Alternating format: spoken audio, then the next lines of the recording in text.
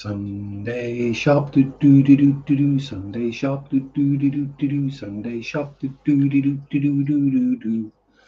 Ah, hello, hello, hello. In all manner of languages I can't be bothered to go through today. Yes, the usual Bill Commons and bonsoirs and all that kind of stuff. I'm gonna write them down one day, I swear. Hello, Sky. All is well, thank you very much. I hope all is well with yourself as well, and you too, Mr. Wet Socks. Hope all is good with you too. Hope had wonderful weeks. Some reason my computer decided to do some weird stuff. It didn't want to go live, then it went live, then it didn't go live, and yeah. So I swore at it, and that seems to have worked. So yes, and Yella's here as well.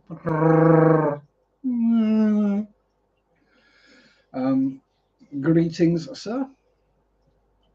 So yes, been and Missy Adele, how are you, my dear? Moi. Looking delightful on your way to work the other day. And 3 months a member. And Silver's here on the way to the hardware store, lurking but listening.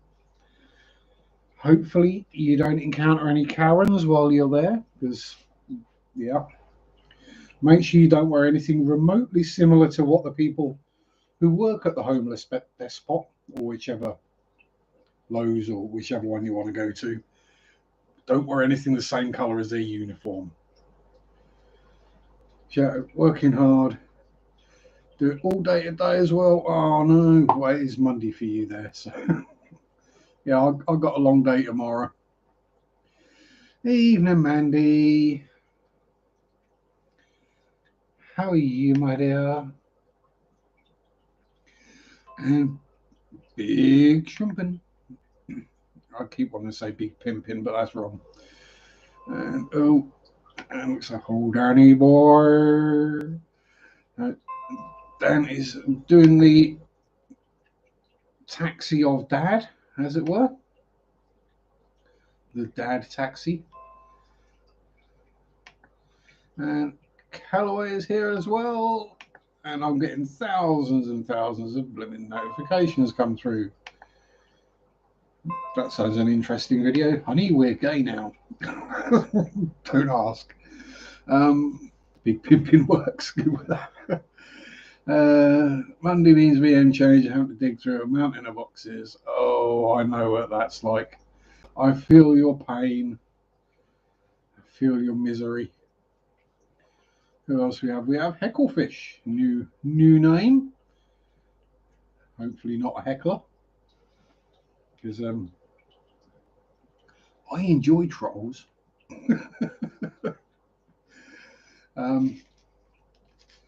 So yes, if you're new here, this is not a PG stream. I try not to swear, but there will be probably adult type content perhaps, and smoking and drinking of energy drinks, and quite possibly bodily functions. Stream is rated W for weird. Yes, it is. Ostensibly, as I'm sitting in front of fish tanks, we should be talking about fish, but we go all over the place. Depends where my mind leads, which can either be into the gutter or into some really weird places. So let's get the obvious out of the way first. Good news. Last week's fishy purchases have gone into their Finever home. If you weren't aware, they were Epistogramma cacatoides, 1 male, 2 females. They were sold as double reds, but I think we got quadruple reds. So I'm not complaining. No, redder is more better because red ones go faster. And anyone who gets that line is a real nerd.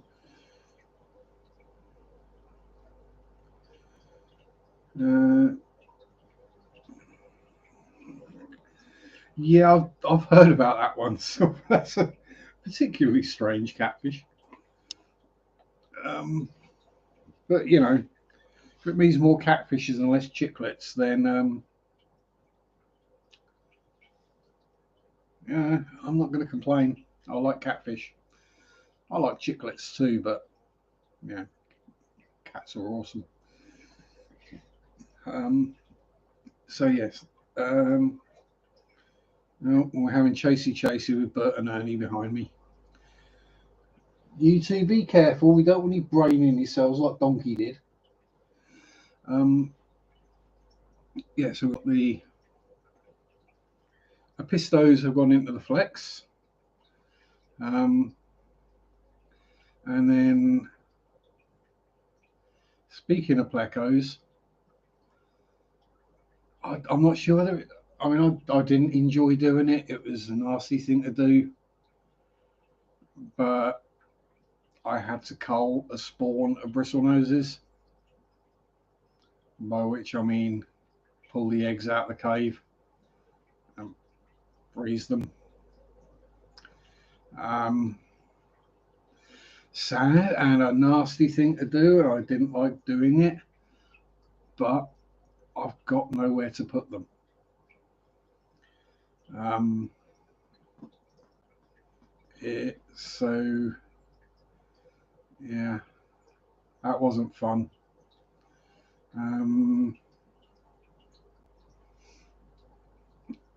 yeah, 150 bristlenoses, or eggs. I figured it better to do it as soon as I noticed they were there than to leave poor Spotty fanning them for 5 days, hatching them out, and then culling. I think it's better and easier to just get the eggs, save him wafting away for 5 days. Um, so yeah, hopefully we don't have to do it again or too often. But yeah, it feels kind of better that they're eggs and they never got a chance to be fish, but it still don't feel good. Hey Scotty, how you doing? No, struggle culling. It's like, yeah, I'm a hunter. They don't kill animals all the time, but innocent baby fish. Yeah, it is. That's why I went with the eggs rather than one reason I got rid of the eggs rather than let them hatch out and then do the nasty. I mean, if I've got a fish that's sick and is obviously gonna go, not a lot, nothing you can do about it. Um, got the bloat and all pine coned out or something like that, then I'll cull them. But I do it as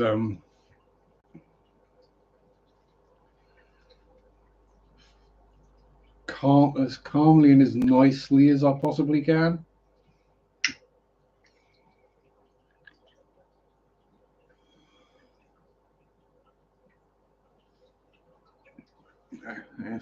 Yes, exactly. Happy birthday, Yella. I hope you enjoyed the helicopter. Oh man, he's been a member for 7 months. Wow.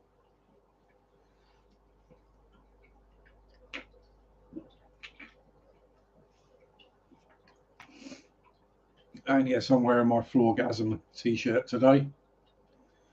Because why not?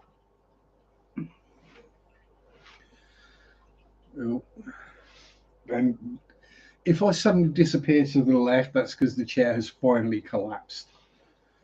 Another rivet went pop when I sat on it this evening. What Sharpe for over 7 months? Yes, that's the scary thing is I think I've been on YouTube now for 6 or 7 years. Possibly my style or the subject matters I cover is why I haven't got a huge channel. The zero editing, not really doing anything massively interesting, does limit the amount of views and subscribers you're going to get.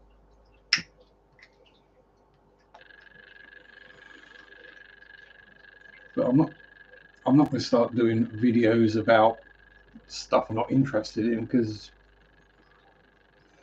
I struggle sounding interested talking about things I'm interested in. Could you imagine me doing a video about something I don't care about? Imagine how dull and tedious that would be.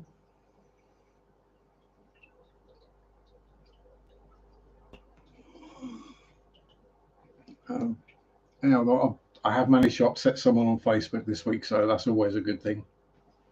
Apparently, that 55 is too small for a couple of electric blue Acaras.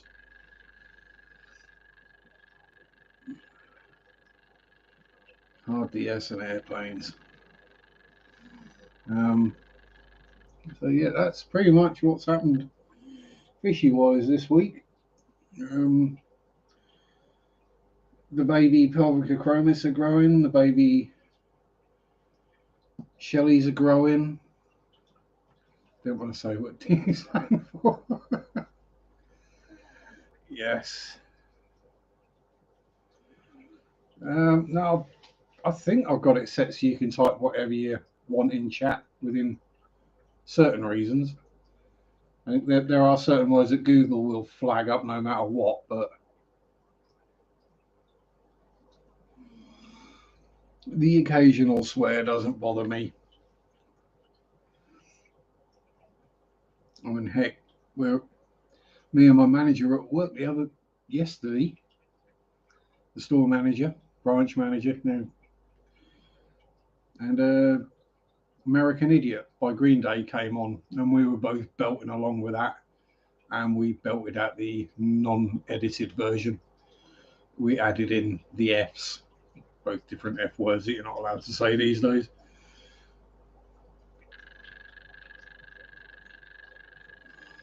This makes Mandy work through time improving messages. Oh, bless. And I thought, actually, this is probably one of the streams where the moderators have the least to do.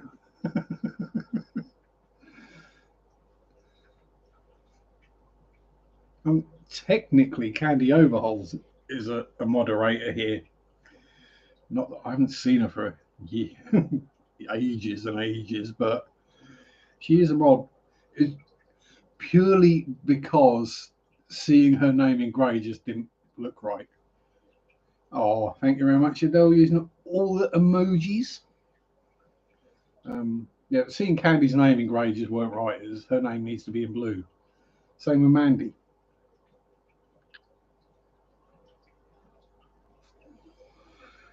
My name should probably come up as red in chats, just a red troll. Just use all of them. Exactly, that's what they're there for. And I think I've got enough members now that I can do more if I get around to it. And technically, I'm off work most of this week. I'm only working tomorrow. But then you know how it is. You have a week off work and you do a bunch of stuff around the house and other places. Will you be my fire starter? I won't call insurance till you're on the plane. Yeah, no worries. I can start fires. I can do it with my mind.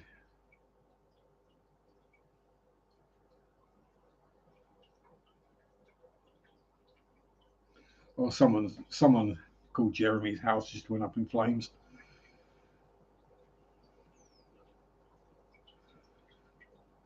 Yeah, again, Mandy, I did it just because it didn't look right, your name being in grey. I mean, obviously we need to have mods. I mean, I don't really. Mainly because you people who are mods are a lot quicker at getting rid of the bad stuff than I am. And I set it on the subscribers only, so wasn't it? Oh, bugger. Oh, well, never mind. Let's see the insurance trying to figure out how that fire started.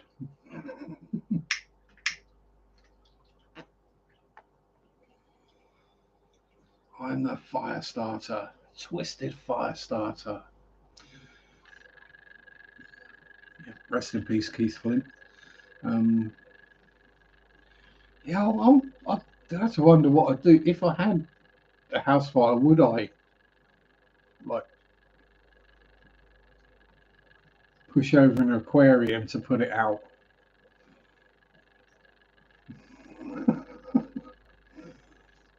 Or would I just like grab the buckets that sit right here and fill them out of the sink?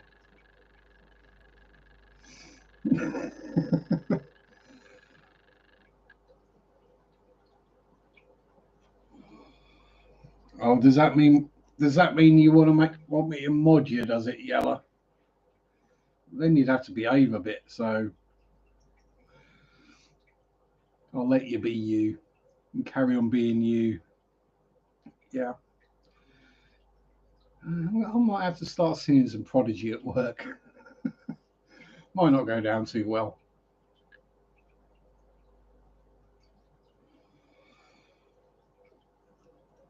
Yeah. Best not sing there, law, especially not in a crowded shop. Um, it was pushing the line singing American Idiot, but there we go.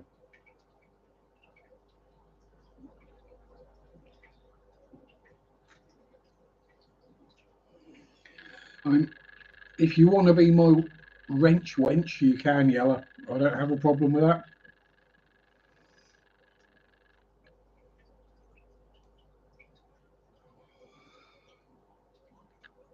Aquarium Daily is the only one brave enough to mod me. Are you guys daring me?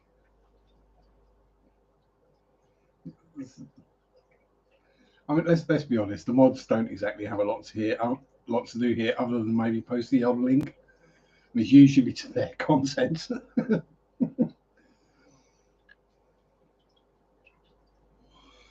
So yeah. Oh, I don't. I'll give anyone a. You can be my wench if you like, Yella. How do we do it?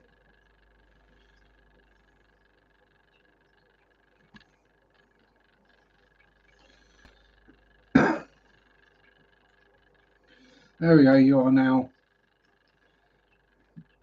a wench, a wrench wench.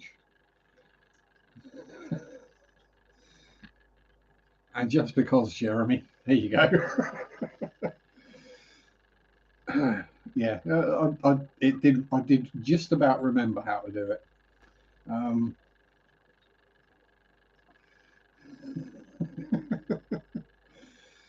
Hello, Puddy Paddy. How are you? Yeah, I blew the pair of you. How's that sound? Um, Hope you're well, Patty. Mwah. So yes, what else have I been up to? Yeah, work. Work, water changes, swearing about bacterial balloons, um, and then no, I need to prepare a positive, safe community. Negative is fine. I do negative just as much as I do positive. Um, but yeah. So the only other thing is I was also with the little 15-litre tank that I've been thinking about replacing. I've done a bit of measuring up and working out, and yeah, I can jam the TV stand back a bit, and I've got a big enough bit of wood for sticking on top of the old subwoofer. Yeah, I know that's not exactly the safest thing to do. Don't do what Sharpe does. That's usually a good rule to live by, to be honest.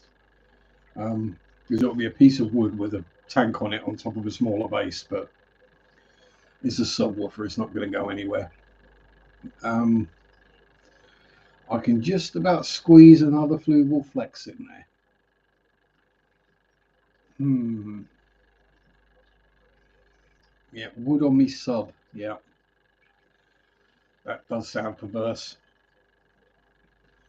I don't ever turn the subwoofer on anymore, so it's not going to be an issue for the fish. or whatever happens to live in that tank. Oh, pardon me. Now you're on modding 3 continents: North America, Europe, and Australia. Now we just need to get you a mod in South America, Africa, and Asia. Antarctica might be a bit tricky, being the 7th continent. I'm going to turn all my subs on now. Been a long time since I turned anybody on.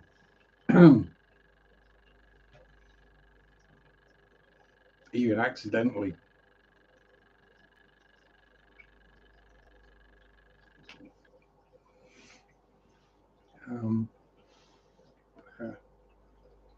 Bloody molting again. Yeah, so another 15-gallon flex, probably. So I looked at some of the alternatives, and to get the same footprint, you're either looking at 30 litre or 8 gallon, whatever that is, 7.5 gallon, or something that's going to need a much larger piece of wood. Is because the Flex is a relatively square tank, or is square, compared to most others. And then it's just the, what do I put in it? Now I'm thinking about trying, for me at least, a soft water, black water tank. It wouldn't, if it involved RO water, it involved buying it, or just bottled water, distilled water, something like that, and then cutting it with tap. Just get somewhere a bit softer than what we do have. But what sort of thing would you like to see me do with a 15-gallon tank other than wear it as a helmet? Hello, Sherry. How are you? So yeah, what would your ideas be for a 15-gallon Fluval Flex, or 57 litre if you're in the UK? Hello, Holly, freaky fish lady. Howdy, my dear.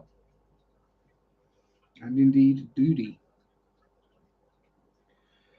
So I'm not really sure. There's all sorts of things I could try.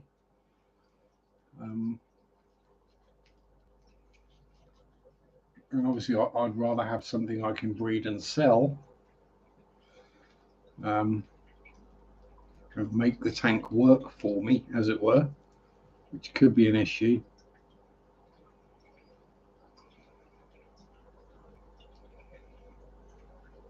Oh, that's cool. Oh, you're welcome. And Tim's here as well. Crypt Keeper Aquatics. See, I remember your name, even if no one else does. And if I remember it, shame on the rest of you. Because if I remember shit, I forget my own name. So, you know, that's why I like working in a shop, because I have a name badge. So if I forget my name, I can just look down and there it is, provided I've got the right badge on.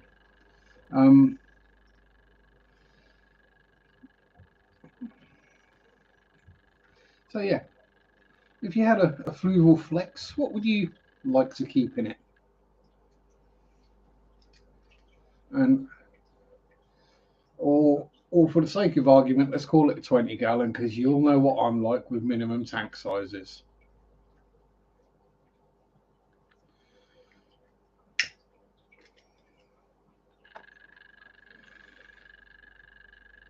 We all know how often I get told you can't keep that fish in that tank, it's too small. And then I breed them in that tank. After they've told me I can't keep one in there, I keep 2 in there and they breed. Hence we have a Flex that's got a pair of bristle noses and now a trio of Epistogrammas in there. So hopefully we'll get babies from them as well. Yeah, so bear in mind I've got one planted community Flex, and I've got one that's shell dwellers. What would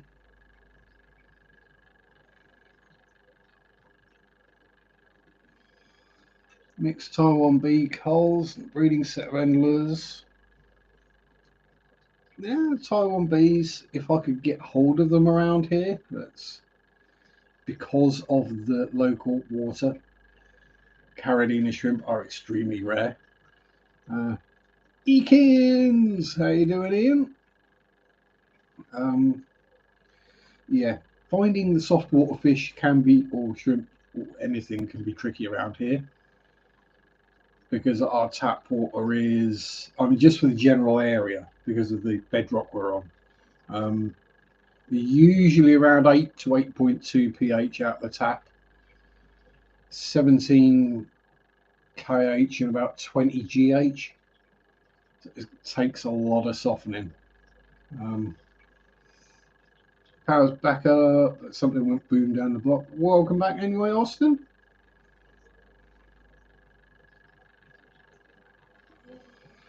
Yeah, so I could order in, but I'm not a fan of ordering. Don't get me wrong, I understand it all has its place and it's useful, but I've got several fish stores rather close by American standards, on the doorstep. My LFS is 7 miles away and has something like 300, 400 maybe, just tanks.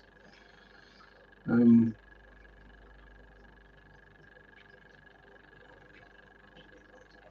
store around here wants to get an RO series offer. Neos, yeah, exactly. All you'll find around here is Neo Caradina. And quite a lot of them are my Neo Caradina.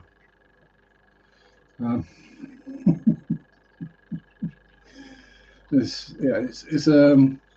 good when, I mean, it actually happened though, we're in the LFS, actually as customers rather than taking anything in, which kind of surprised them. Sort of looking at the pretty fishes, see if they got anything that made me go, ooh, pretty, shiny, me needy. No. Shame. We're sort of going along looking at all the tanks going, I know that bristle nose. I know that bristle nose. Oh, they're my shrimp. Oh, there's my Neos. There's my Pelvica chromis. I'm thinking of doing a Blackwater style tank sherry. Not sure what yet. And Lady Metalhead is here. Hello, my dear. Welcome. What is that clicking noise that comes in and out? Might be one of the, might be a pump, might be the chair, might be me. It's probably me overloading the mic, to be honest. Yeah, Mufti's here as well. So yeah, so what I'm doing is I'm moving the Blue Dream shrimp from the 15-litre tank they're in at the moment, and I'm just going to stick them in with my Skittles colony. Yeah, it's probably air in one of the tanks because they're a bit full and the air's probably, the bubbles are hitting the top, and the filters in that tank down there, the water's coming out of the top of because they need cleaning out. Yeah, within 6 days they get so gunky that they push the sponges out the top of the filters. Blackwater honey gourami tank, common enough. Yeah, honey gourami would be cool. Not so sure about breeding them, but that's one of the ideas I had, possibly rams, but I've not been able to keep rams alive for more than a few months, mainly just because my water's too hard for rams. So I was thinking if I went Blackwater and a bit softer, then might be able to get away with that. And Ricky's here as well. Greetings, sir. Splash the like button. Last time I splashed someone's button, I got in trouble for it. Yeah, bubble nesting. Bubble nests are cool.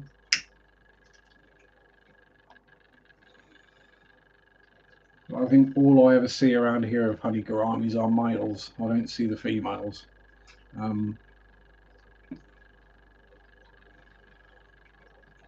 What's her? What ho? How the devil art thou? Yes. 15 gallons, gonna go a pistos every time. Yeah, well, I've got a pistos in a flex already. I mean, I could take the easy option and just dump a bunch of sand and shells and rocks in it and get a different flavour of shell dweller. That would be the easy way to go. No, I'd like to try something different, at least for a while anyway. Hey, Amano, how you going? Hard to find, but easy to sexy to find a good group. Yeah, females don't have the long, wavy, pointery fins, whatever they're called. Pelvic fins, that's it.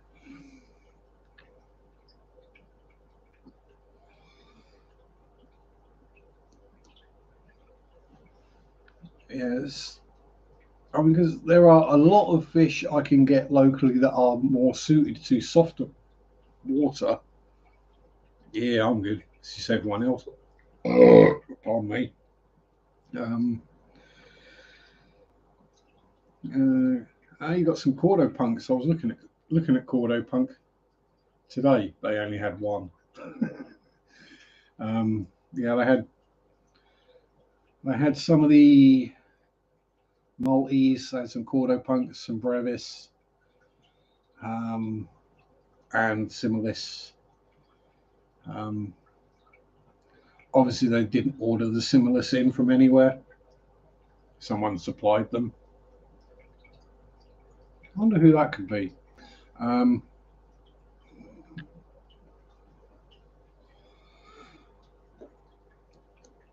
yes, what can you tell me about these fish?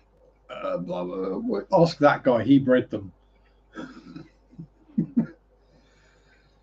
Yeah, yeah, gold ockies or black ockies. Yeah, I mean they're somewhat more aggressive than the Maltese and the Sinnies, so I'd have to be a bit more careful on stocking levels.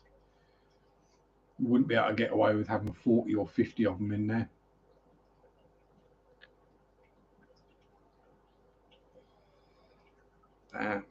Wild type honey gourami.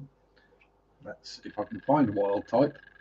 Um, yeah, but we're talking months away before I get the tank, and then um, however long it takes me to save up and get all the bits to go into it. So it's not going to be like next week or anything. So I wanted to try something different to what I normally do, which is planted generally, planted community, easy. And try something a bit different, and then I learn something new, and I can then pass what I learn on, so I can make content about it. Yeah, licorice gouramis are cool. But the problem would be getting the pH down low enough for licorice gouramis because they're like battery acid. You could probably keep them in battery acid, to be honest. Um, yeah, the pH they like is probably, what is it, around 4.55? It'd probably burn my hands if I stuck my fingers in the bloody thing. What are you guys up to? Why are you all suddenly coming up to the surface and then going back down? Hey? Are you being silly? Or is there something floating about in there? Or are you telling me you want feeding? I think that's it. I think they're telling me they want more food. Sounds like I'm trying to do the same thing, trying to figure out what to put in a 15-gallon flex. Exactly, lady. Lady, that sounds wrong. Lady Metalhead. So, because I can easily show you. Oh, God. Laptop is sitting on top of cable. So, in this flex, we have these crazy shell dwellers who are having a funny 5 minutes, not dwelling in their shells. Oh, and the fire out. Then we have that one way over there, which is breeding bristly noses and has got a pistos in it now. Oh, shame I haven't got a zoom because Mr. Pisto is out the front. And then I've got a mini flex, which is clown plecos and random shrimp colony.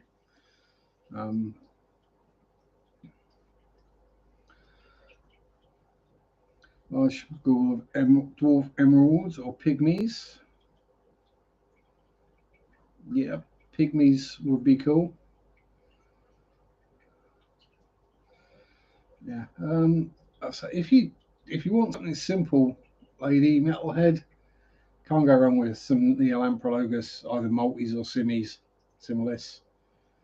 There's literally just add sand, some rocks, some shells, and water. Especially for me living in an extremely hard water area. I'll put the camera back and it's all gone a bit weird. There we go. Yeah, I really like the flexes as tanks. That's why. And the footprint they take up is just pretty much perfect for what I need. They're well built. The filter works extremely well, despite what some people say about it. The people who say that the filters in a fluval flex are useless, I have no idea what they want for a filter to do. What do you mean it's useless? It moves water, it takes all the crud out of the water, and the big old chunk of sponge is way big enough to house enough bacteria for what people keep in a 15-gallon tank.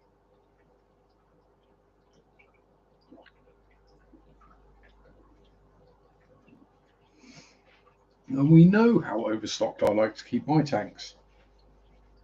It's probably why these ones keep struggling with bacterial blooms, because the plecos are getting rather large in there. Yeah, there's some of the bristle noses in some of these tanks are getting over 2 inches long now, so it's like, ooh. But yeah, it's a good solid tank. Picked up a trio of stack anglers and tiger anglers at the Keystone Clash. Both look really cool. You just saw babies in a steak tank. Cool. So the only issue for me with something like endlers or guppies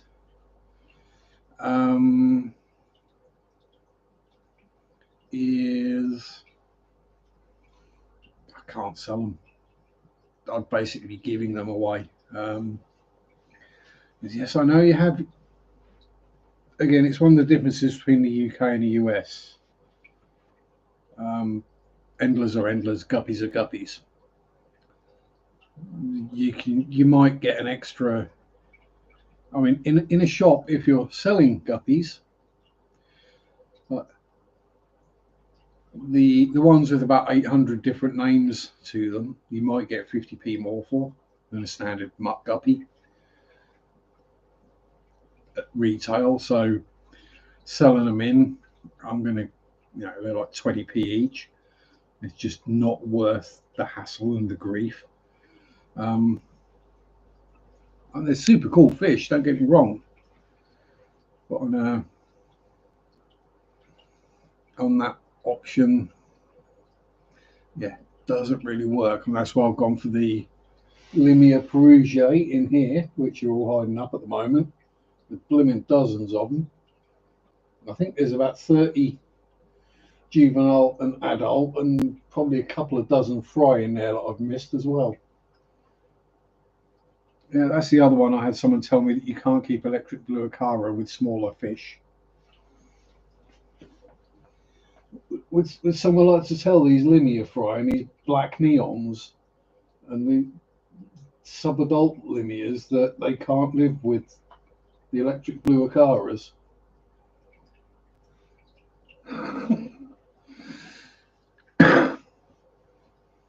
Yeah, I mean, saltwater is something that is in the back of my mind for somewhere down in.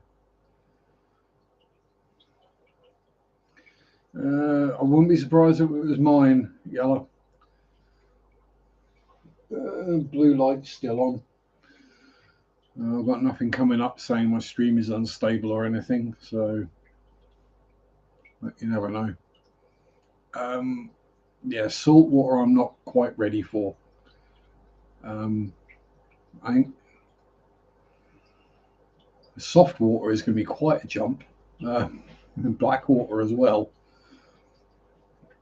So yeah,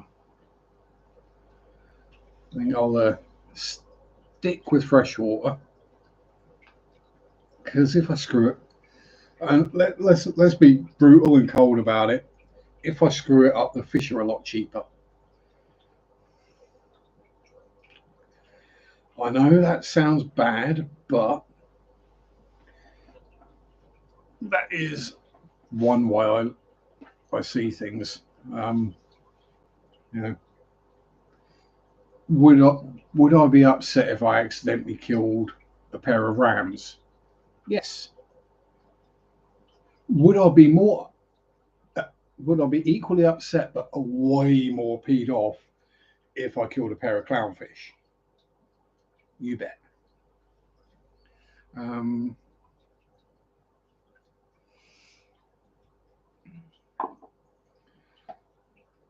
Yeah, it's an idea. So I'm not entirely sure what fishies do. I'm guessing most South American fish would prefer black water.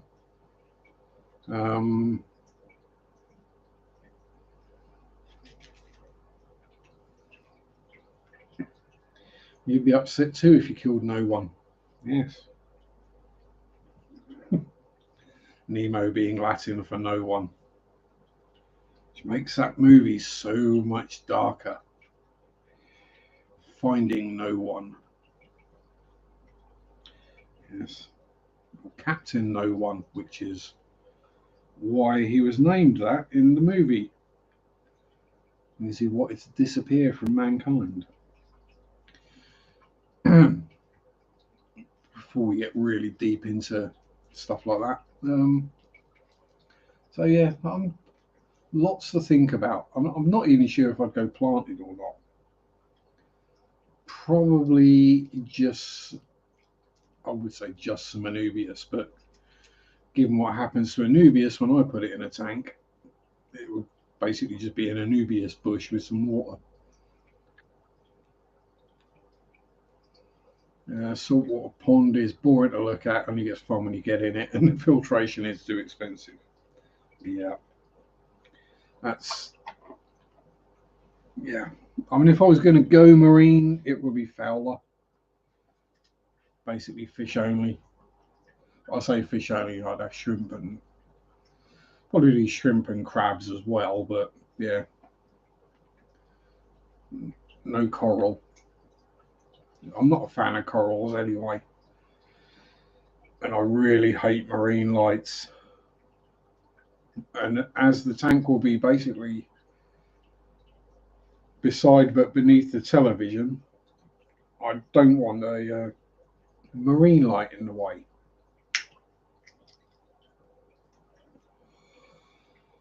One of the reasons I'm thinking black water, because then there won't be so much light pollution coming out. Um,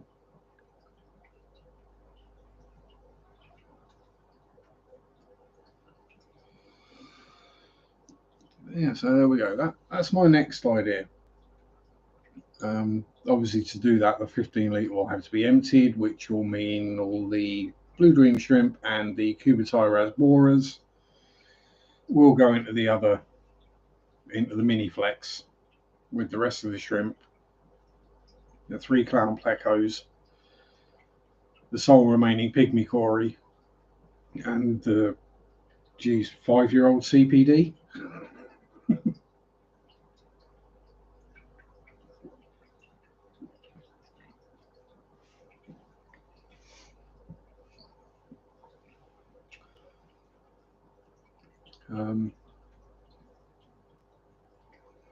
And then there's also the 10-gallon tank that I've got the pepper cories in, and another shrimp colony that I might do something different with, because the pepper cories aren't necessarily reproducing at a vast rate.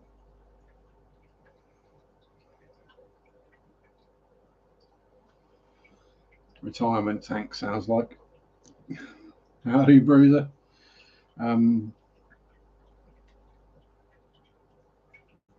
Yes, lots to think about and figure out and play about with and see what happens. I might possibly just get a bigger flex and then actually move all the shrimp and the clown plecos into the bigger flex, leaving me an empty mini flex. Or might just move the clown plecos and the fish over and leave the mini flex purely with shrimp in it, and probably about 800,000 trumpet snails.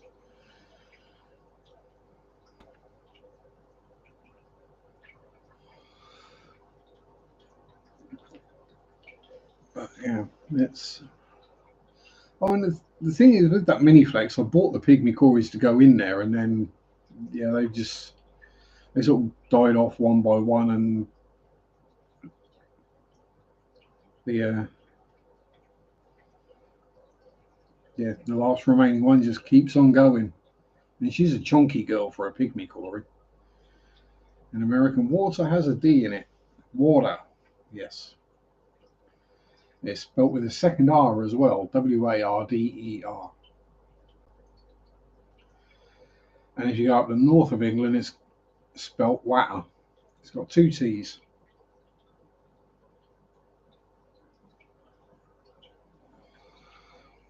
Yeah, that's generally my thinking, Bruiser, is I want to try something I've not tried before, fish-wise. Yeah, I know who was thinking that. Julian Sprunger's saltwater pond. I have not seen that.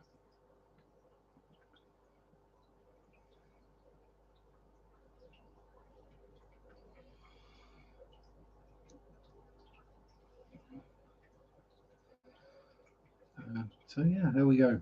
That's what I'm thinking about. And yes, lots of flexing going on. And if I had the space, I'd get a mega flex, and then it would make things a lot easier. He says, looking at his coffee table and thinking, do I really need a coffee table? Hey, if we get a huge Christmas bonus at work, perhaps. Yeah, doubtful. I don't even know if they do Christmas bonuses where I work. Not been there long enough. But we are getting a pay rise, I think next month, so that'll be a bonus.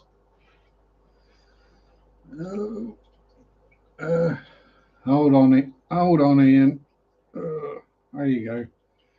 And if I click that and click that, and now you can link that video. There we are. Problem solved.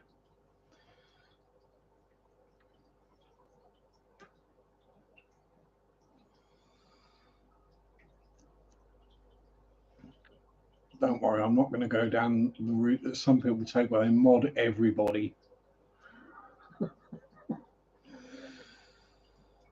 It's just asking for trouble. It should be everyone deleting everyone's comments. Why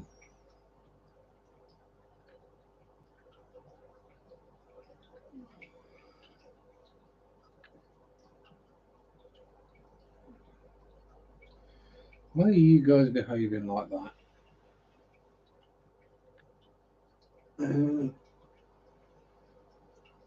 Hello, Mr. Nanakara.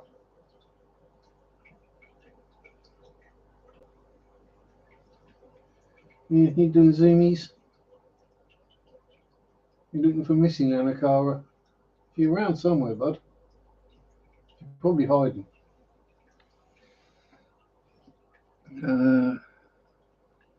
Son asked his boss if they got a Christmas bonus. Boss looked at him and laughed. Yeah, that's generally the way it is.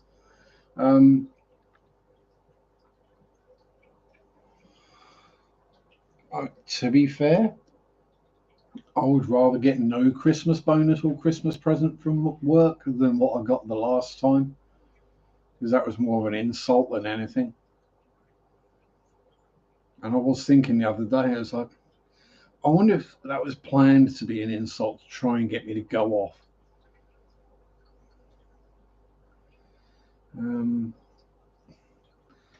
I got a 1.5 litre bottle of Coke Sherry. That was my Christmas present for working all the way through lockdown and taking record money for that shop. Yeah. And doing gut loads of overtime. Yeah, it'd be funny if it weren't real. My co-worker who was on at the time, after the boss had left, turned around and looked at me and went, "You deserve an Oscar for that performance." How the hell you manage to look happy and be thankful? Yeah, I don't know either. Yeah, I would say he's so tight he squeaks, but you wouldn't want that much air out. Yeah, I've not managed green water either, except for outside, obviously. The pond and the tub went rather green. And the pond will probably go even greener this year as it's got 2 extra goldfish in it. I was waiting for someone to complain that 5 goldfish in 150 gallons is. Yeah, there's a $25 bonus for a private golf course. Oh, jeez, that's tight. Damn. You stick your waders on and make more than that in lost bloody balls out of the water hazards.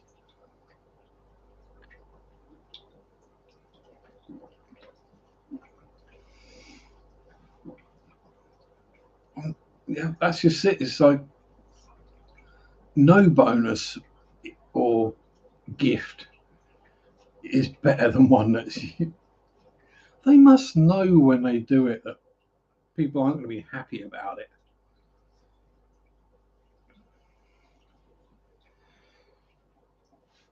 I mean, it's like you're supposed to be happy. Oh, thank you so much. There's another. Oh, it was back when I worked at Hamilton, a brush company. I I used to avoid the Christmas party. I mean, it was during work hours, but I used to avoid it like the plague, and I'd rather just work than actually go through all that palaver and crap. Um, so I did. I used to get on, do some work, and job done. But one year it was like, no, it's compulsory. You have to come. You can't just stay here and work. You have to come be bored in this room for 2 hours. Okay, fair enough. And so they go and they like, call out your name and they hand over a present.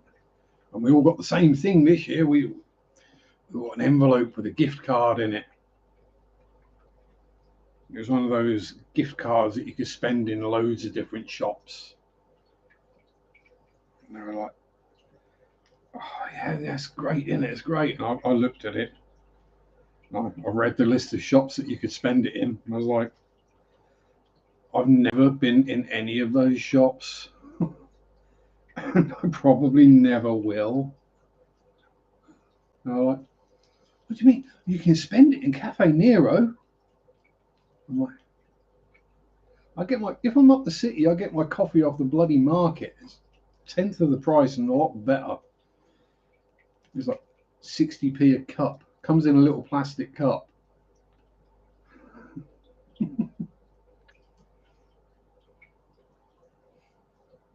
No, it's Nescafe. If you're really posh, they've got the gold blend on as well. You know. So yeah, that went down well. I didn't have to go the next year, funnily enough.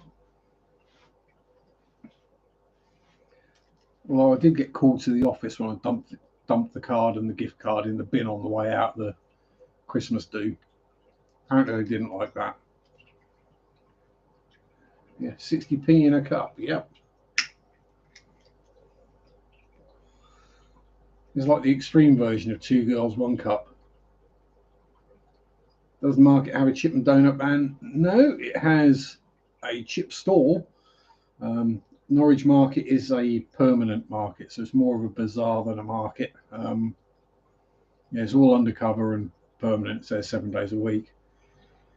All sorts on there.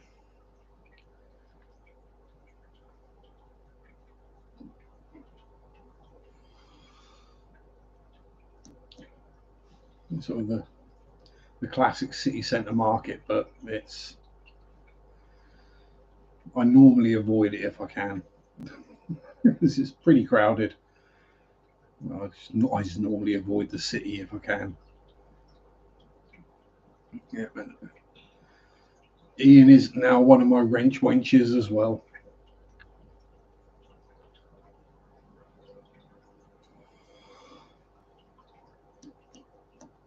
So yeah, I don't do crowds. Although I might at some point next week go back up to Norwich and see if I can film a few more videos on random historic sites.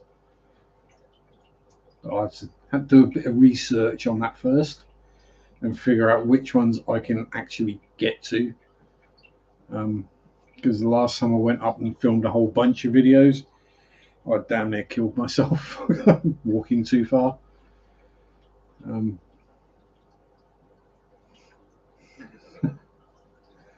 I was probably due to the fact that I needed a massive dump about halfway around and had to walk another couple of miles to find a toilet. But yeah.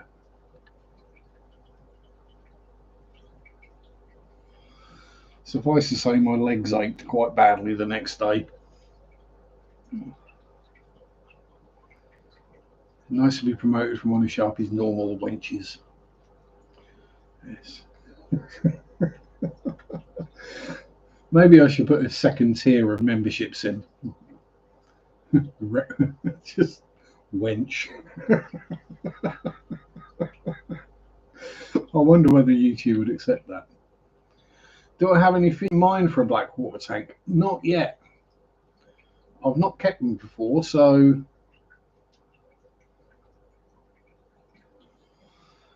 I'm very, very loosely penciled in as a pair of Rams.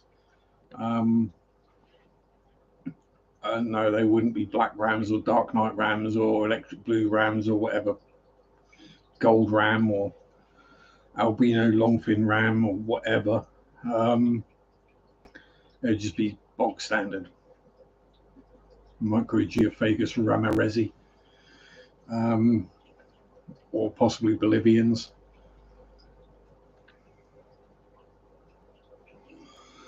Have a good one, Ricky.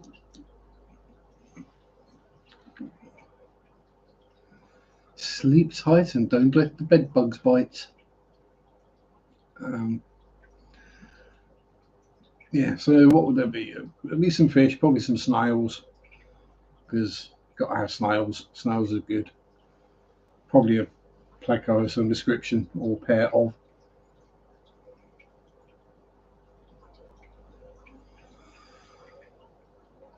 No, no more pairs of bristle noses, Sharpe. No more pairs of bristle noses.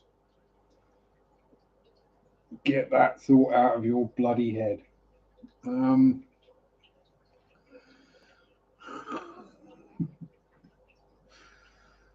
Yeah. There can't be many people who've had to cull bristle noses. I mean, the reason I didn't do a video about it is because, let's be honest, if I did a video on culling 150 bristle noses, that's going to get a lot of hate, even if I've done it for all the right reasons.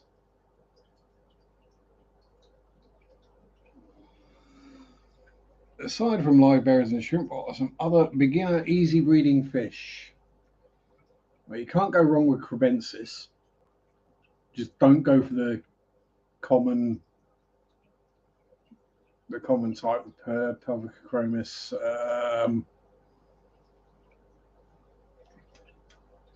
Help. Standard crib. Scientific name. Yeah, you'll just see them as crib or crebensis. If you're going to go with cribs, go with one of the other flavors. So albino possibly, or the subocellatus or taeniatus. There's about 30 different flavors of crib. And the less common ones you will be able to shift. You won't be stuck with them. Howdy, Chewy. Yeah, Danios are relatively easy as well. And rainbows, they're easy to breed, it's harder to raise the fry, yeah. Rainbow fish do love green water. So if you're good at making green water, egg scatterers are a great one. You can just pick the mop up and drop it in a green water tank and forget about it, basically.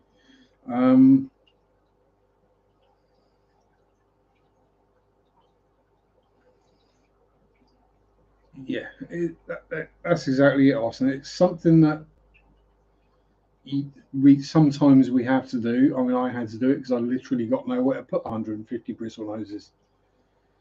I mean, the reason I've still got 2 lots in breeder boxes is because I haven't freed any tanks that I can take them out of the breeder boxes in yet. So that's why I did it. I'd rather cull them as eggs. Yeah, epistos, triples, doubles, quadruples, all dependent on your water and whether you've got soft water or hard water.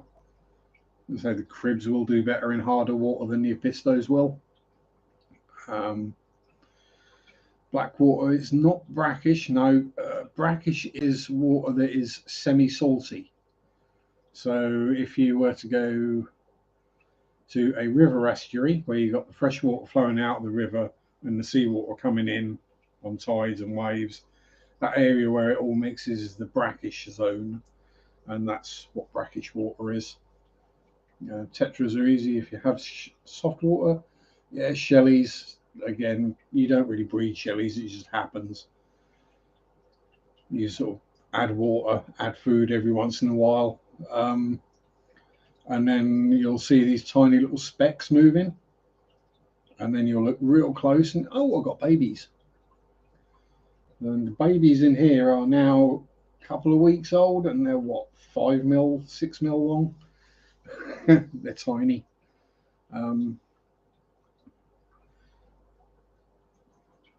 Yeah, it's finding the right fish to breed in your water is the trick. So clown plecos are pretty easy to breed if you've got soft enough water. My water being hard means I can keep them alive, no problem. They're perfectly happy. They're just not breeding. So that's a possibility as I do a softer water, black water tank, is move the clown plecos into that and see if we can get them breeding in there. Although clown plecos are hard enough to spot in a clear water tank, let alone a black water tank. Oh, geez, they'd be the same colour as the water.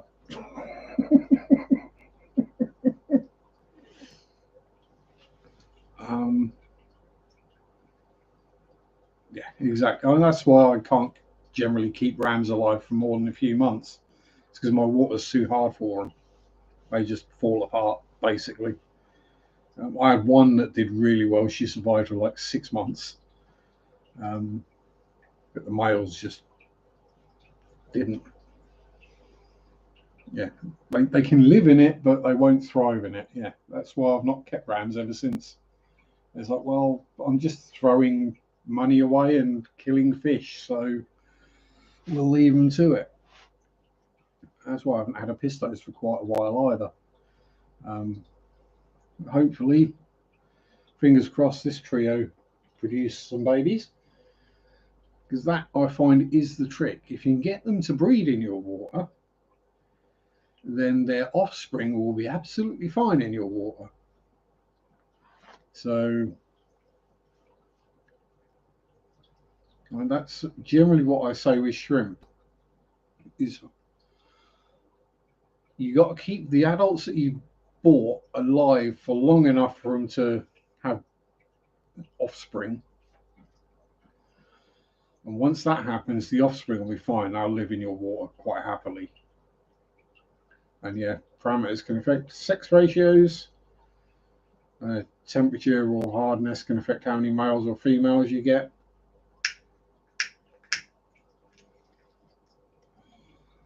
There's a lot in it. But yeah, I mean, at a basic level, just look at the kind of water that the fish normally prefer. If they're a soft water fish, don't go sticking them in hard water and expecting them to breed, because they might survive. They might live quite happily for years, but they won't breed. Or if they do, they'll fail.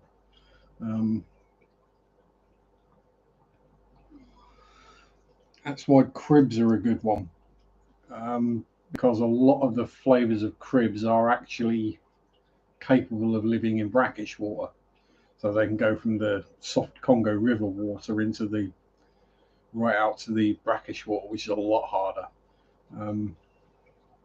So they can take a wide variety of parameters.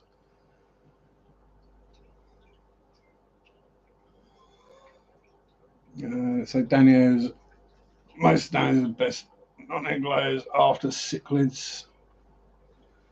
Yeah, I mean, I've not really had any luck with egg scatterers. That said, I've not really tried it. Because generally I don't have carpeting plants or large amounts of moss in my tanks, because bristle noses and cories, so anything like that just gets dug up. Found my attitude affects my sex ratio. Yeah, that happens as well.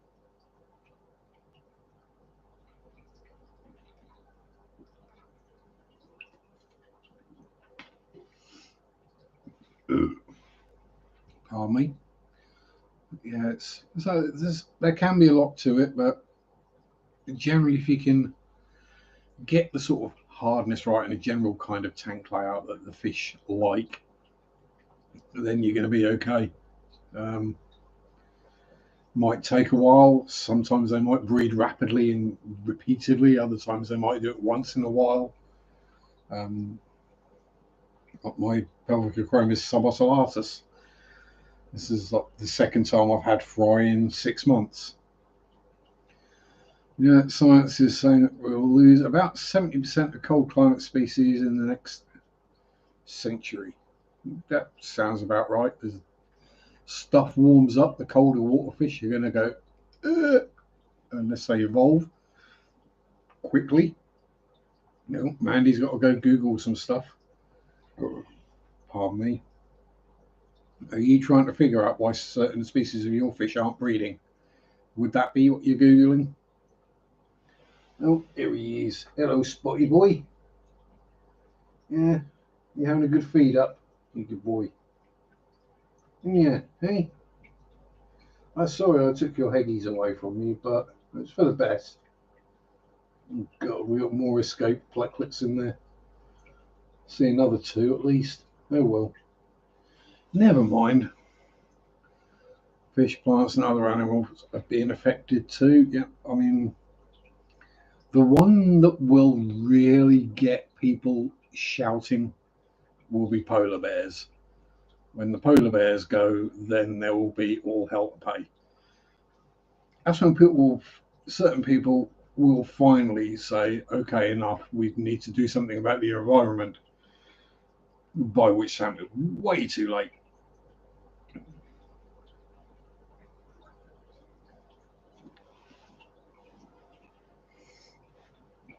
Um, But yeah, so hang on, we're coming out the other end as well now. Oh, pardon me. Oh, and again. Yeah, so I mean, generally, if you got hard water, live bearers will be happy. Softer water, egg layers are going to be happier. It is a general rule of thumb. Not doesn't apply to all species, but it applies to most. So hopefully in a couple of weeks I might be able to get hold of some split fin red-tailed goodeids as I'm going to call them. So they will go in with the cribbies, and hopefully we'll have lots of breedies.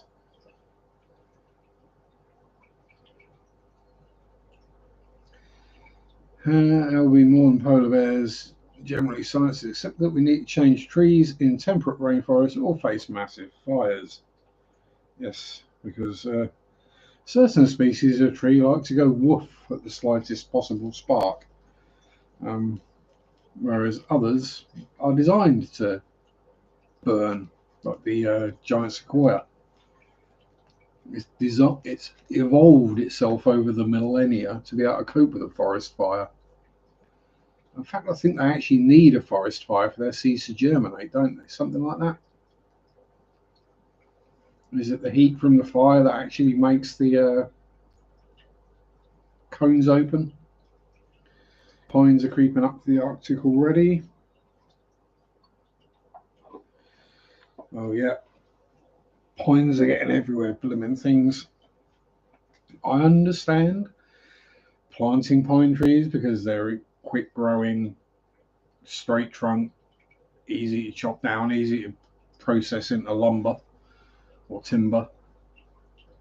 But yeah, they're not exactly very good for the environment or any of the animals that live in there. I mean, a lot of Thetford Forest is literally a Scots pine plantation. And yeah, there's nothing lives there other than squirrels and birds. None of the other plants survive because they turn the soil so acid with all their needles they drop.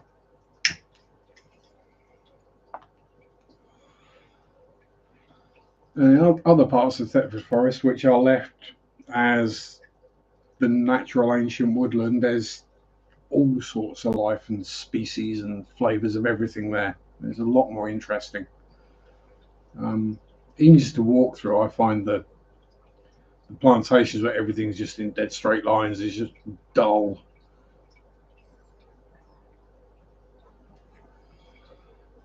I understand that for planting and harvesting, it's a lot easier if they're all in dead straight lines rather than a tangled mess. But yeah, oak trees are part of the forest. Yeah, we've got a lot of oak trees around here, and most of them have got preservation orders on them, so you can't chop them down. There was a big hoo-ha when they dualed the A11, the main road, made it dual carriage, 2 lane either way, because they basically had to reroute the road slightly and move where the roundabout was going to have to be, so they didn't have, because there was an oak tree with a preservation order on it that they would have had to got rid of. Now, funnily enough, that oak tree kind of accidentally on purpose sort of fell down at one point during the argument about where they were going to put the road, so it became a moot point. Now, people have said that perhaps it was cut down by the people who were trying to build the road, but no one can prove it. Yeah, that's no allegedly, that's what happened. Bears and other animals rely on trees, the whole ecosystem fauna, it will. And there are hundreds of species of creatures that live in oak trees. And then the creatures that live around the oak trees that rely on the species that live in the oak tree, and then you end up with the entire ecosystem.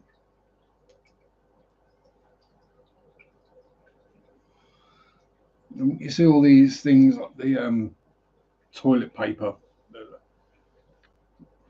or the coffee, or for every tree we cut down, we plant another. Yeah, you do, but you plant a pine tree, which is no use and nothing. Go around planting oaks and beeches and limes and ashes and elms and that kind of thing, and birches and walnut, all the other useful trees that take hundreds of years to grow, not the ones that you can harvest in 20 years.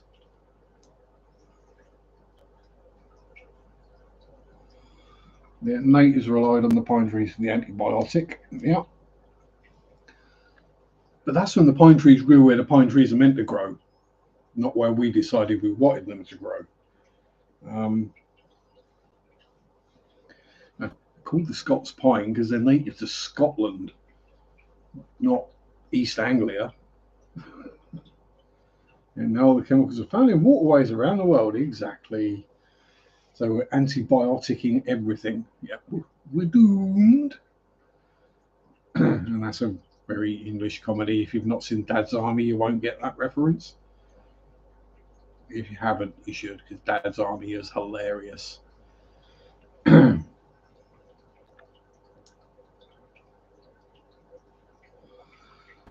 It's based around the Home Guard that we had in the UK in World War II. A very inept unit of the Home Guard in World War II.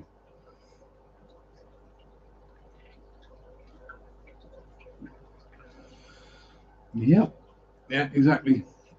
Various bacteria and all sorts are becoming immune to antibiotics.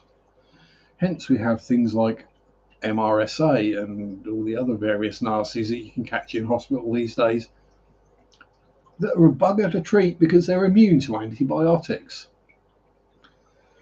Yeah, catch a biotic that can't be killed by antibiotics.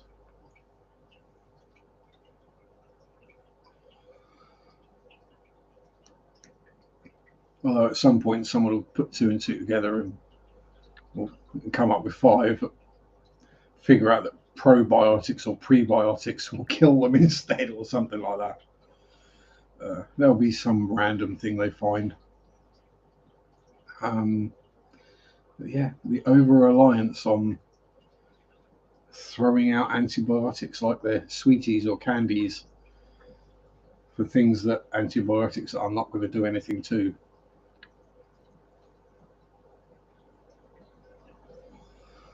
Yeah, plants. Yeah, yeah. Well, they've been used for millennia. Plants to heal, fix things. A lot of witches were called witches and put to death because of their witchcraft, being that they just knew which herbs and plants helped with which ailments, and sometimes it didn't work. And so, what do you do when it doesn't work? Well, you blame the person, and you tell the people that they were a witch, and then they get put to death.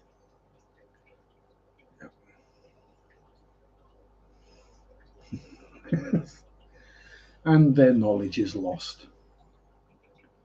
Now, you see, chew pine needles for tooth decay. Perhaps I should start chewing pine needles then. I know they used to use them to clean their teeth.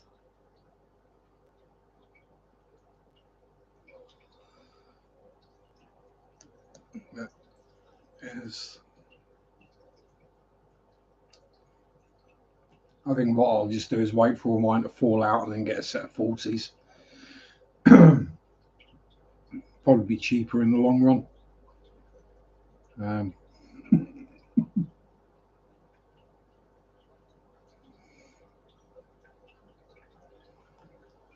Yeah, it's.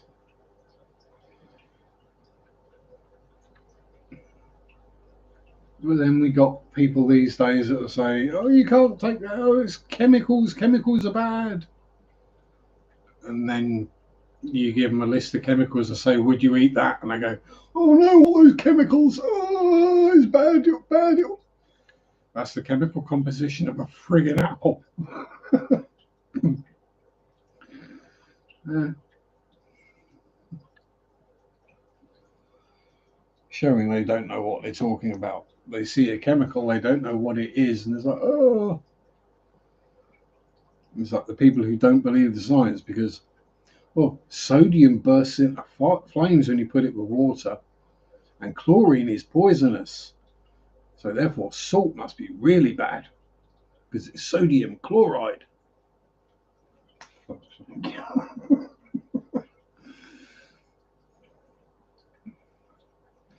So the tooth decay began around a period of time when man began eating corn. Yeah, funny that, the increase in sugars in our diets is when our teeth started going manky.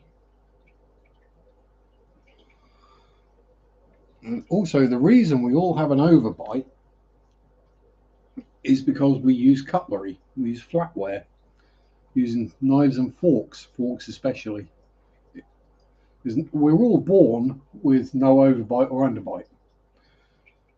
And as we get older, we develop the overbite because we're using flatware to eat. I've got a pretty serious overbite. I think a lot of that is because my tongue just doesn't fit in my mouth anyway. So there we go.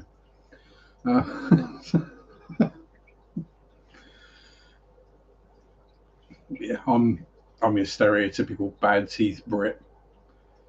That's because we don't have an NHS dentist in town anymore.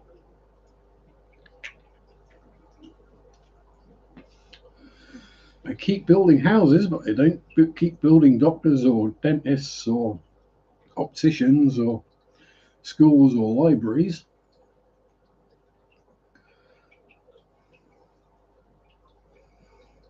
It's all the tea. I don't drink tea. In my case, it's energy drinks and cigarettes and Coke. That's what's ruining my teeth. Yeah, fructose. Yep, because it dissolves instantly in saliva and gets taken away. Whereas the sucrose that is in corns and grains and things like that tends to stay around in your mouth a lot longer, and that's what causes the tooth decay. It's not the sugar, it's the sugar hanging around in the mouth. So like crisps, chips, things like that are actually worse for your teeth than drinking soda. Who'd have thought it? They've been lying. Well, I've not been lying, they just got it wrong. But then that is the thing, back to tea.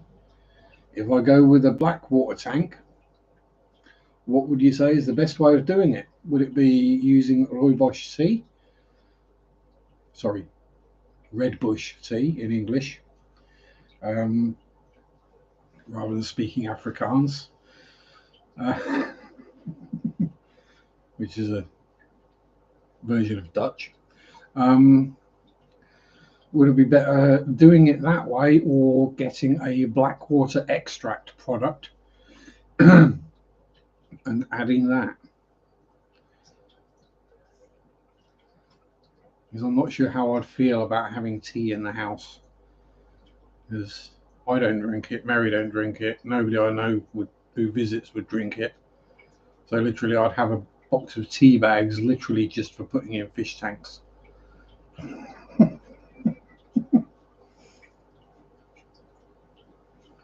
Teabag the tank. I mean, it was before I had fish tanks, but there's been more than one occasion where teabagging a tank might have been a good idea. For me, anyway. Yeah. The times when I've chopped rather hot chilies, forgot, not washed my hands straight away, and then scratched my bits. Had a bit of a scratch down below when you've got capsaicin all over your fingers. Not a good idea. Don't recommend it.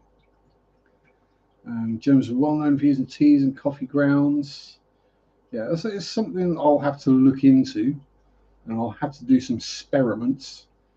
Either buy a couple of litres of RO water or some distilled water and do some experiments with what sort of percentages to cut with my tap water to get to the sort of pHs that I'm looking for. I've got a funny feeling it'll be a lot of distilled water or RO water to tap water, given how hard my water is. But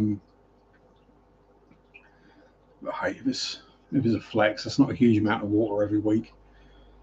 So, no other old aquarists that have used tea. Yeah, I've heard of a lot of people using the Roy Bosch tea. Again, then it's just a case of figuring out the amount you need to get the colour you want or the tannin levels you want. So it might be easier going with an extract that's actually got instructions on it. G'day, Sir Stelson. You bunyip wrangler, you.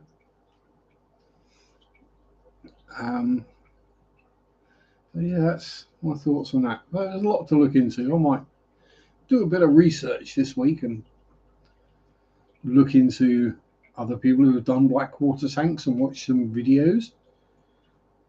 Hopefully they're informative and tell me the things I want to know. Chewy's used black water extract. So I'm not entirely sure whether I'd go planted or I'd say just an Anubias or two in there just to get some of the nitrate removal.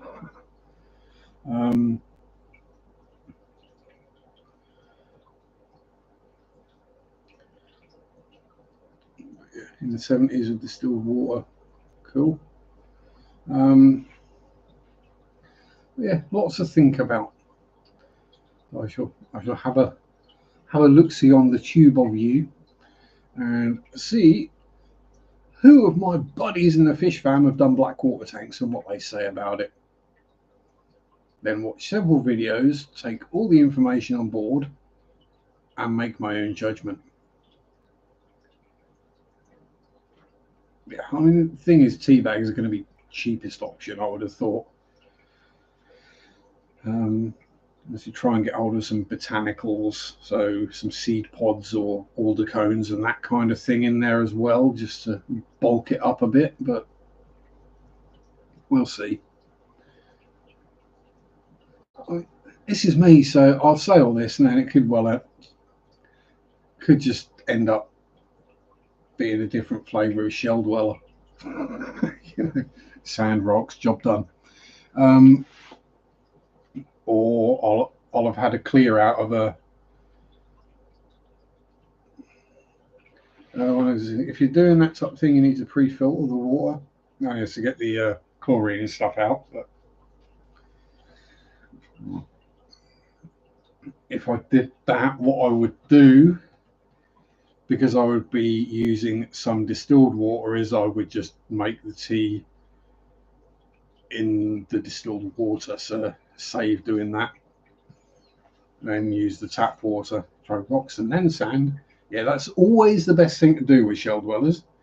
Put the rocks in first and then put the sand around the rocks, because then they don't dig under the rocks and knock them over.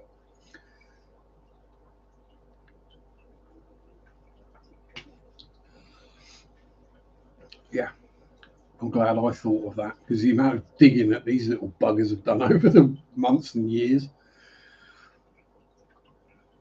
is actually quite impressive. And it's quite impressive how quickly they can rescape the entire tank when they want to. And yeah, so that tank still runs at 0 nitrates as well, which is quite impressive, considering there's been up to 60 shell dwellers.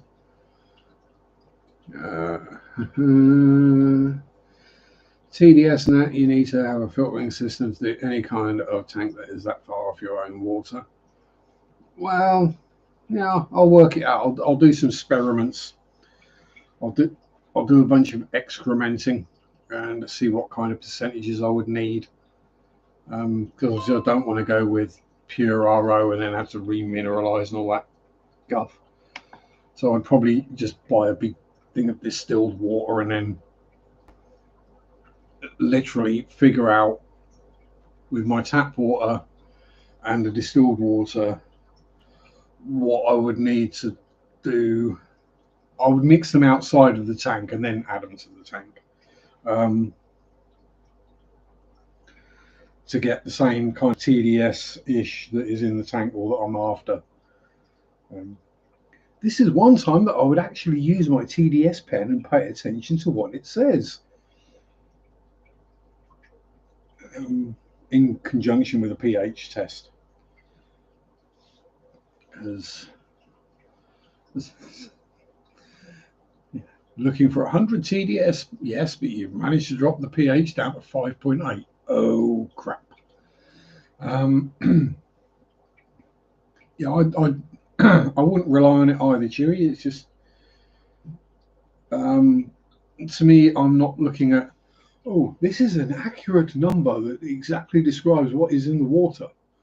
I'm going, right, if my tap water is 300, distilled water is 0, I add some of that and some of that, and then work out the percentages of what I'm adding until I get to the number that I'm after, and then I'll know whether it be 60% distilled, RO, whatever, whichever works out cheaper to buy, and 40% tap water, job done.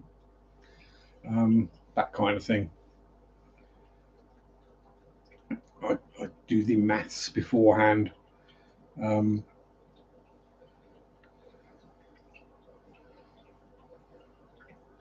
Yeah, I know even if they're calibrated correctly, it's not doing a real water test. I know. I actually did a video about it the other week.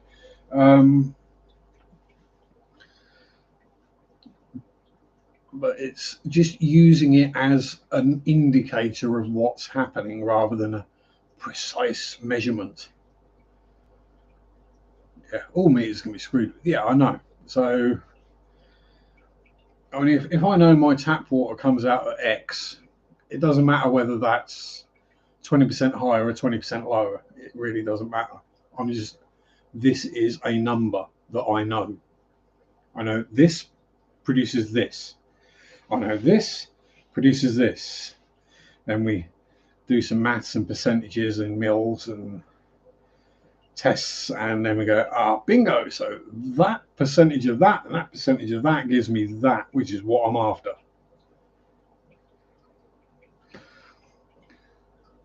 Then I break out the pH and the GH and the KH, all the other tests, just to see what I've actually done, see whether I've created battery acid or not,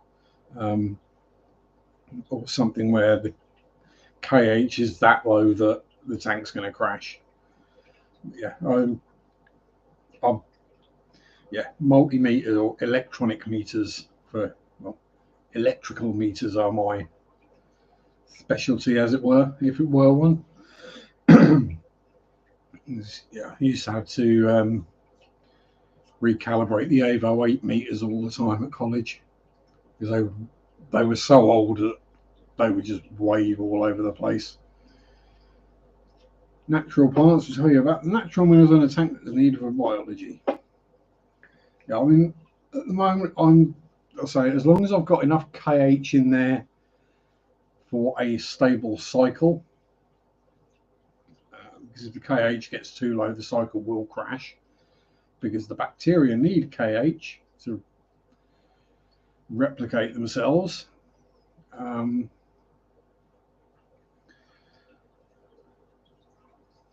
Which is why a lot of people with really soft water can struggle to get a tank to cycle. The water's too soft for the bacteria, especially the ones that come in the bottle. There's one there. I mean, if you can get the bacteria in there naturally, the naturally occurring ones that work at that hardness, then you might be okay. But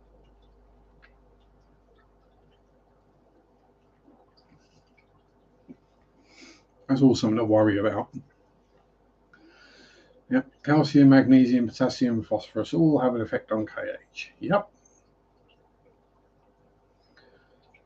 I think most of what is in my water is calcium, though, so it's not a huge problem.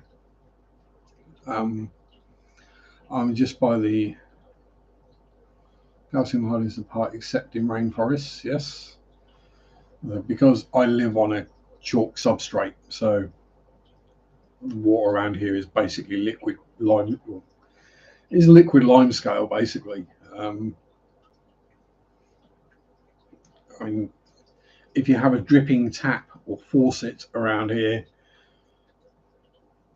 a relatively slow drip after a few months, it's gonna have a stalagmite hanging off of it. Uh, it's just the way it is. Yep, right. How you doing? All good here. We're just discussing softer water and black water tanks today. We've actually been on fishy stuff for nearly the entire stream, so this is a miracle. We've not once got onto bodily functions or crudeness. Even stayed away from music and movies and ghosts. Have success with acidic fish, you have to monitor the other minerals. Yeah, I'm not looking to go, the bit like work interference. Yeah, work happens. So there might not be a video tomorrow purely because of work. That's because I didn't have enough hours for a 4 weeks holiday. So I've got to do enough hours to make it into the full week. But my boss very nicely has put me in on the first day of the week to clear it all out of the way, so I have the rest of the week off. And people do not realise how bad Reflex is. Look in neutral pH. Yeah, well, as I say, I'm 8.2 out the tap, so Reflex cichlids are perfectly happy in my water. It's just I'm not. Yeah, I do have a good boss. You see, it's one of those where when I do extra, show willing, cover other people, she'll help me out at the other end. So, it all works out the way it should do. I say I'm not going to go for things literally like licorice garam, isn't he? pH 4.5, because I'll burn my hands putting them in that water. My hands, literally, if we get acid rain, very mildly acidic rain, and I'm like out in it, I can feel it on my legs that they start feeling the burn, as it were. Worse with shocks than hard waters or soft water fish. Yeah, all the salts suddenly leave their bodies. They can't osmoregulate properly. My boss always fat shames me. It sucks being self-employed. Hello, Rebecca. Hope you're well, my dear. Welcome to people who study African cichlids. Suspect that some of the defects are due to them reaching larger sizes than they would in the wild. Yeah, exactly. I'm not exactly worried about my hands. I'd just rather not stick them in a tango. My hands are feeling weird. Are they burning?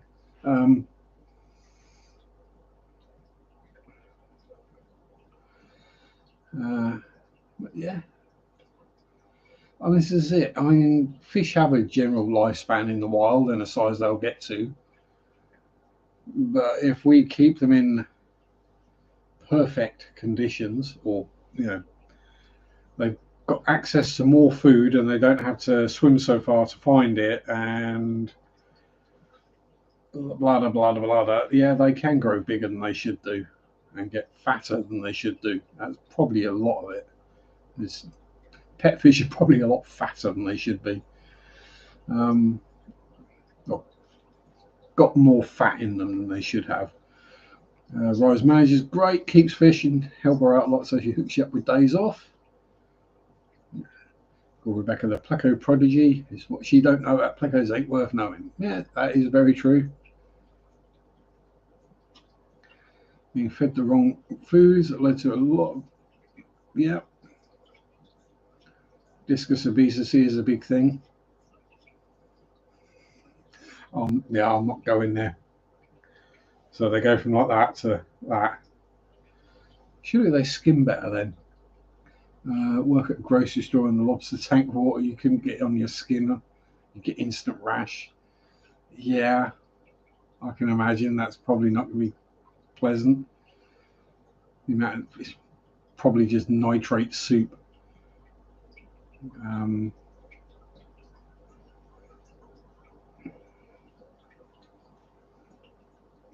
Yeah. Oh yeah, I thoroughly agree. Um, we ain't American. Now, there is that to it as well. I, perhaps I should stop taking the mickey out of Americans in my videos. Maybe if I started actually talking about things in freedom units rather than scientific units, I might get more views. Beef is not a natural food for fish. Yeah, exactly. There's not too many cows living in the Amazon.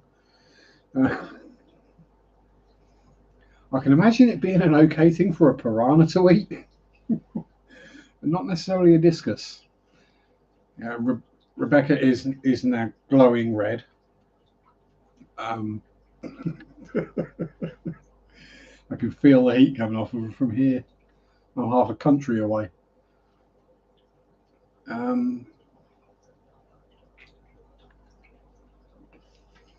It's a British thing. We don't take compliments well.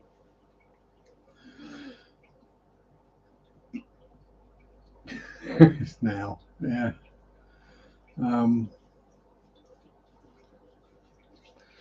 Yeah. Again, so that it's that's why I have a wide variety of foods. Okay, most of them are pretty similar, but each different manufacturer has different levels of different things in the foods. So I mix them all up and, well, I feed a different thing every day. So they don't get the same thing every day. Which is also why it doesn't matter what food I put in which tank, it disappears very quickly.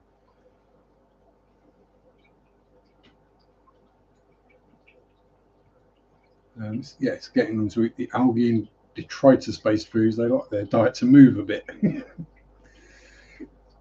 Yeah, I mean, I don't like my diet to move once it's on the plate, but I like to know that at least at some point part of it was running around in a field or, well, yeah, metaphorically stuck in a pen or whatever happens to be the case. But we can think nice thoughts.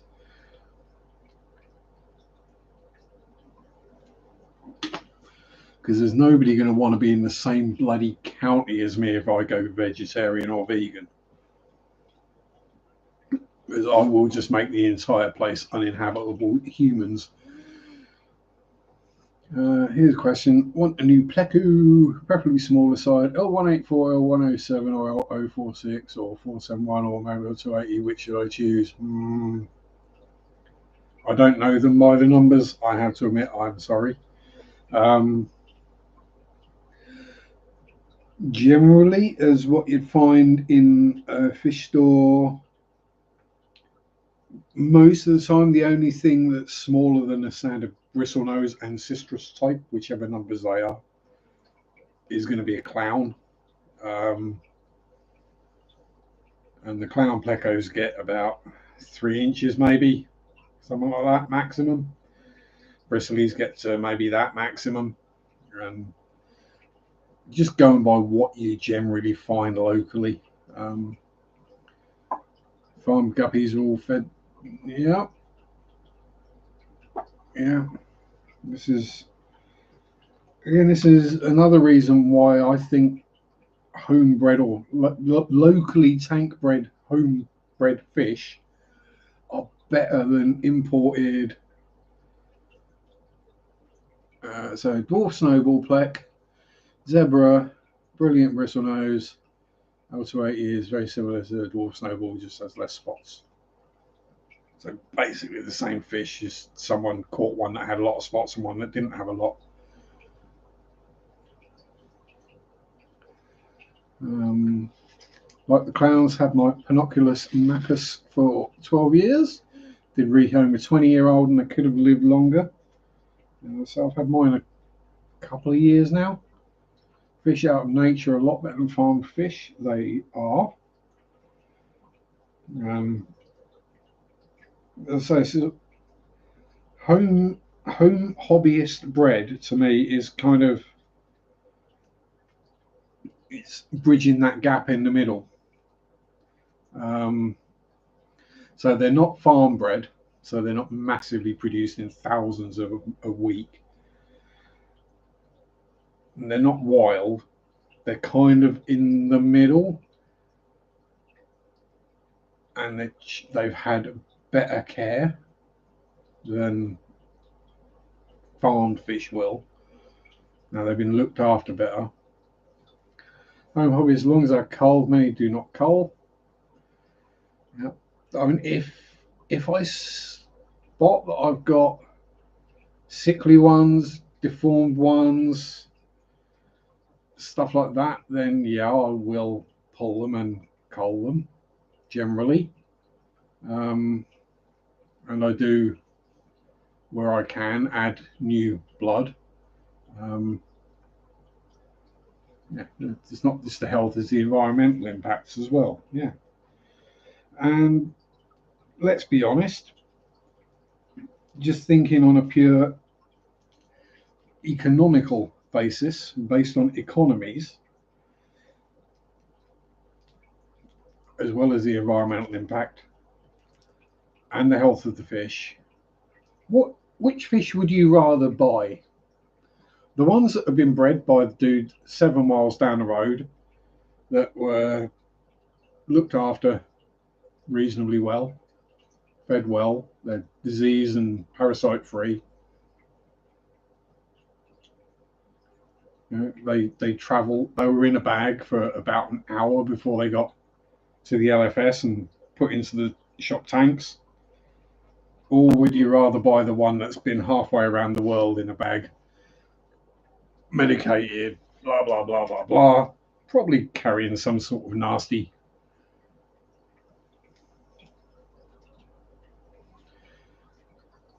But because they're produced in the tens of thousands, they can sell them for the same price.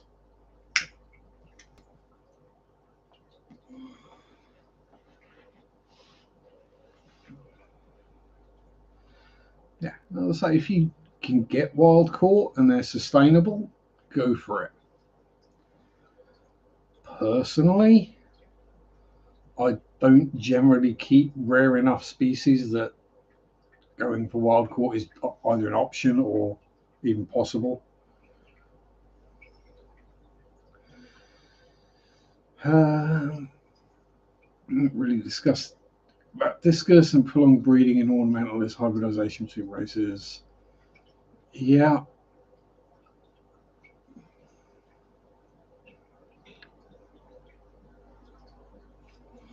Yeah, they're mutt discus. That's what they are. Okay, that's a good question, Roy. Why are wild plecos more expensive than captive bred? A stronger bloodline or something for breeding? Harder to catch, basically, and then have to be shipped halfway around the world. Um, so if you wanted a wild caught bristlenose, you got to have someone in the area that the bristlenoses live go out and catch it, which anyone who's a fisherman knows that can, it's not a guarantee that you're actually going to catch what you want to catch. And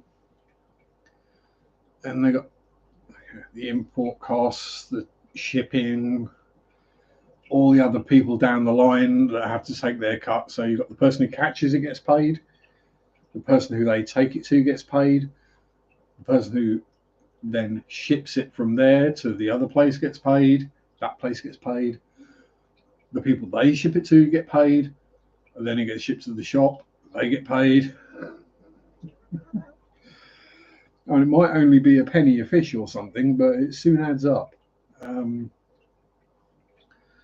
Which is why wild fish are more expensive.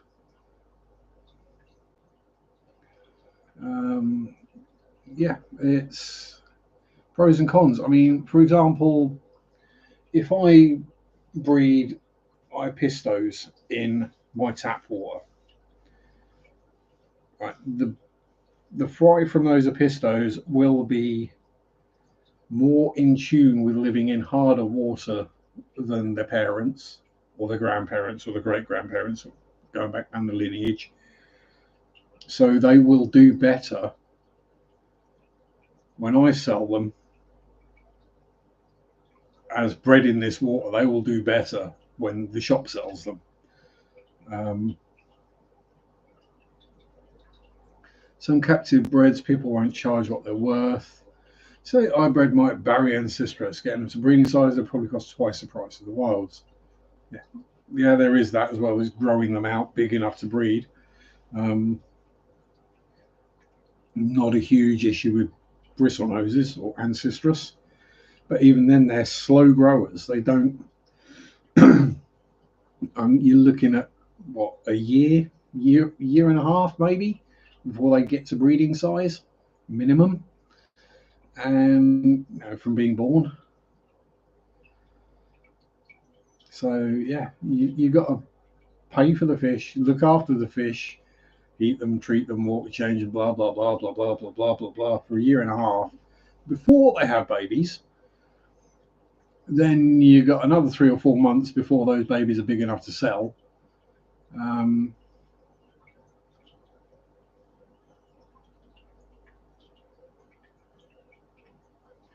Yeah, I'll say is people selling them too cheaply. Obviously, you get price wars between the various stores. Do the buyers care about the inbreeding? Snubnose has been seen in wild. Coelacanthus or Canthicus seems to be a deformity of one of the bones in the head. Yeah, it's a deformity like that's stuck. Do the buyers care about the inbreeding? Not really. That's why quality of fish can be poor or hybrids. Yeah, that's why. I mean, technically, my common bristlenoses are a hybrid because the male is a common and the female is a sunshine, which is the yellow, but she's got the albino eyes.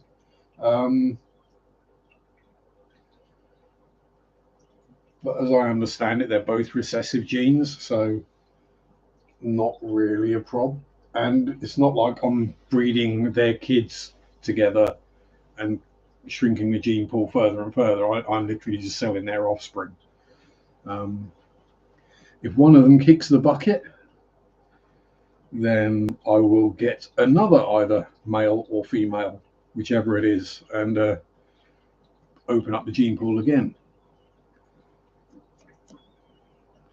Right, £3 general guppy. Yep, well, my koi is worth £1,000 because 18 inches long, 50 centimeters, 18 inches, yeah, 20 inches.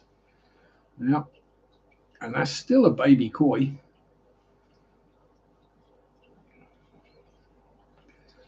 Many forms of issues of deformities in the wild, and that becomes part of the evolution. Yeah.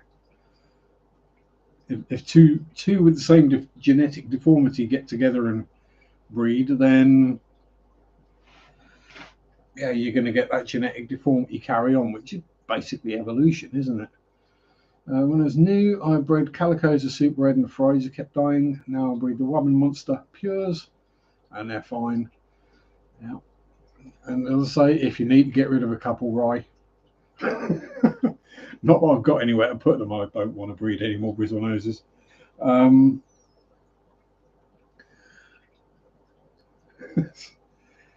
But yeah, it's a hard one to explain. I think to me, as long as you're trying to keep the fish's best interests at heart, as it were, you're okay. As long as you're not trying to create hybrids and monstrous weird things on purpose. I mean, I know for a fact there is a super red in a little tank that's just down there that's growing out that is deformed. It basically hasn't got a tail. It finishes just before its vent or just after the vent. There's nothing up, so it's got no tail or anything. Now, it's perfectly healthy and happy and swimming around and growing. Obviously, I can't sell it or breed from it because I don't want to make that a thing. You know, Sharpe's tailless plecos. Um,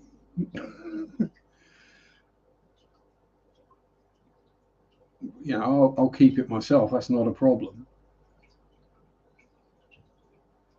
It was still buying from the wild. Not entirely sure the trigger would make sense. It would be a random deformity or total absence in the bone. Population genetics and natural hybrids. Interesting topic. Yes. Seen many a discus with a singular combined ventral fin. Yeah, I'm not that familiar with discuses. Um, I mean, they'd go well on toast, I suppose, or in a sandwich. They're perfect shape. Yeah, it's an ongoing joke.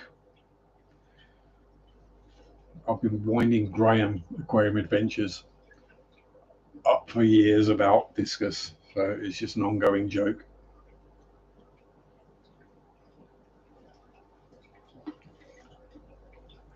I'm just not that interested in them. Um, we all have fish that we all have species of fish we love and those we don't. It's just the list of don'ts for me includes discus. Most deformed thing I've had is bendy guppies. Oh, I've had all sorts of weird shaped guppies. I'm an ongoing joke and I stopped being funny ages ago. Yeah, Rebecca don't like marine fish. Yeah, some of them can be just a bit too gaudy, can't they? A bit too show offy. It's knowing what percentage of the wild fish have the deformity, and yeah, problem is where those wild fish come from. Are there people who are willing to do that study and spend that money? Um, like a good mollusk. I'm going to avoid any bad clam jokes there.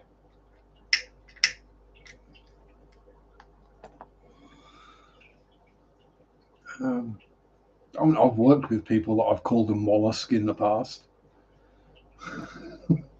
They get really upset and they don't because they don't know what you mean when you call them a mollusk. What's that? Is that just a, yeah, we just got a random patch. It hasn't gone grey yet. Okay. Normally I was based on what's get caught. Discus, I said, running every 15 have the ventral fin deformity.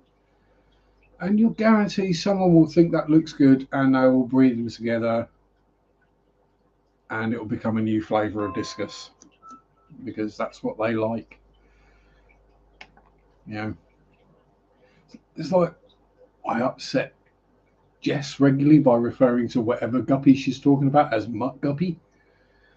I upset Riff Lake cichlid keepers when they start talking about their OB hats and things, and I go, "Oh, you mean mutt cichlid?"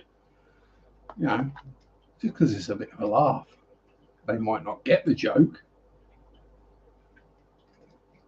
You know, it's like, "Oh, this is my labradoodle." Oh, you mean a mutt? It's literally what it is. A cross between two different types of dog is a mutt. It's not a labradoodle, it's a mutt. Is there such a thing as pure guppies? Probably not in the hobby. I mean, if I could get hold of some actual wild guppies, wild types, literal wild caught, pure guppies, I probably would. People wouldn't want them because they're not going to be brightly coloured and super flashy. They're going to survive anything. They're going to be bomb proof.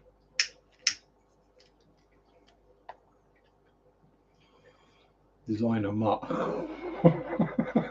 I'm stealing that one. A designer mutt. Um, so anyone who's familiar with the story will know about Master Breeder Dean and his first fish being guppies that he kept in a toilet bowl and fed breadcrumbs, and they survived and bred and thrived, and he was selling them.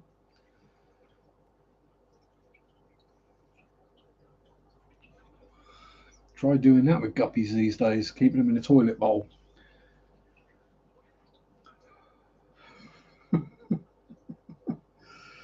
Yeah. I mean, the water change is easy. You just pull the flush, but keep endlers now. Yeah, well, I mean, endlers are closer to the wild, but not quite. Uh, they're getting bred out as well now. Yeah, I mean, hybridization happens in the wild. You get fish that are very, very close genetically. They can breed. It happens. True blackwater fish keeping. It is. But anyway, my time is up. Not only because the clock says so, but also because my bladder says so. So, thank you very much, everyone, for tuning in, for watching, for bantering and having an interesting conversation. Hope you all have a good week. Stay safe. Have fun. Peace out. Rock on. Bye bye. Sunday shop to do do do do. Sunday shop to do do do do. Sunday shop to do do do do do do do. Ah. Ooh.